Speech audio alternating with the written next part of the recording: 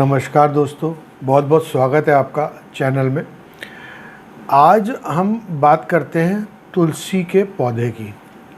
देखिए, जो तुलसी का पौधा है वो सबसे शुभ पौधा माना जाता है।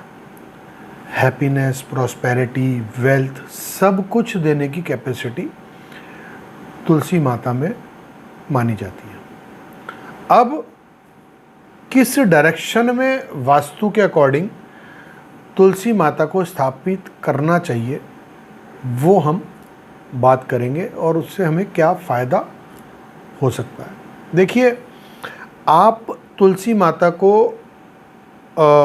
नॉर्थ ईस्ट में लगा सकते हैं, नॉर्थ में लगा सकते हैं, ईस्ट की डायरेक्शन में लगा सकते हैं। यानी कि नॉर्थ ईस्ट जोन के अंदर अपने घर के आपको तुलसी माता को स्थापित उनको करना चाहिए। डेली उनमें आपको जल ज़रूर उन्हें अर्पित करना चाहिए, डेली बेसिस पे।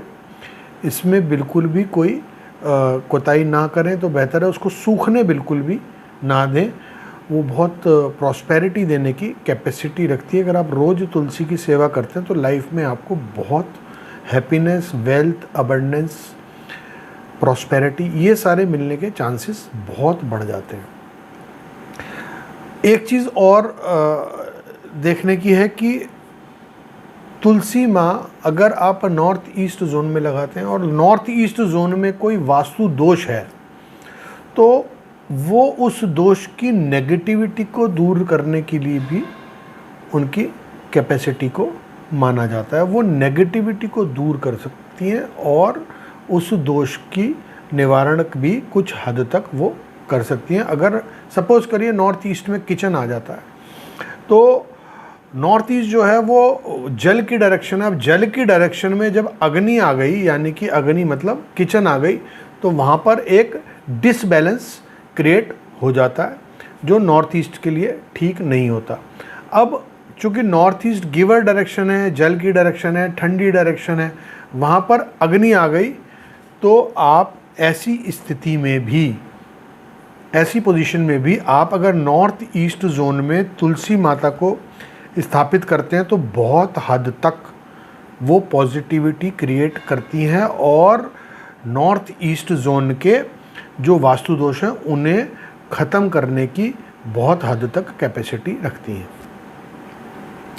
अब तुलसी माता को नॉर्थ ईस्ट में ही क्यों रखा जाए? देखिए, तुलसी माता के लिए सबसे इम्पॉर्टेंट है जल और सनलाइट।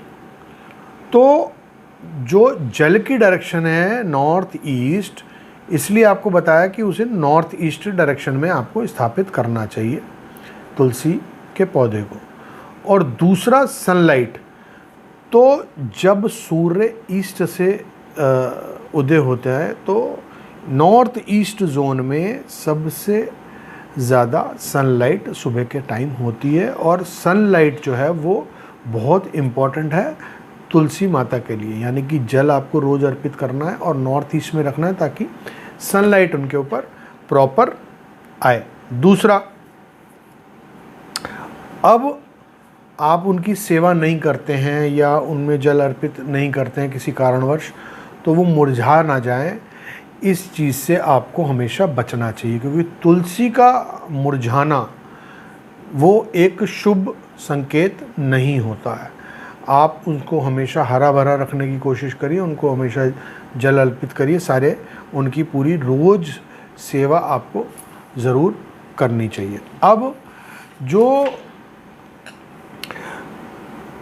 तुलसी का पौधा होता है, मैंने पहले भी बताया, वो नेगेटिव एनर्जीज़ को डिस्ट्रॉय करने की कैपेसिटी रखता है और पॉजिटिविटी को इन्हांस करने की।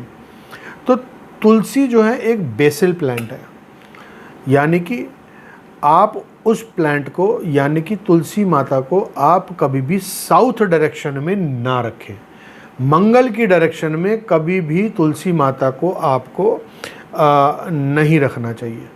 और एक इम्पॉर्टेंट बात और है कि तुलसी माता की सेवा हमारे घर के फीमेल्स को ज़रूर करनी चाहिए और उन्हें एक लाल रंग की चुनरी से हमेशा ढक कर आपको तुलसी माता को रखना चाहिए। इससे जो फैमिली मैरिड फैमिली लाइफ है परिवार के अंदर या उस फैमिली के अंदर, वो उसको भी प्रोटेक्ट करने की कैपेसिटी रखती हैं।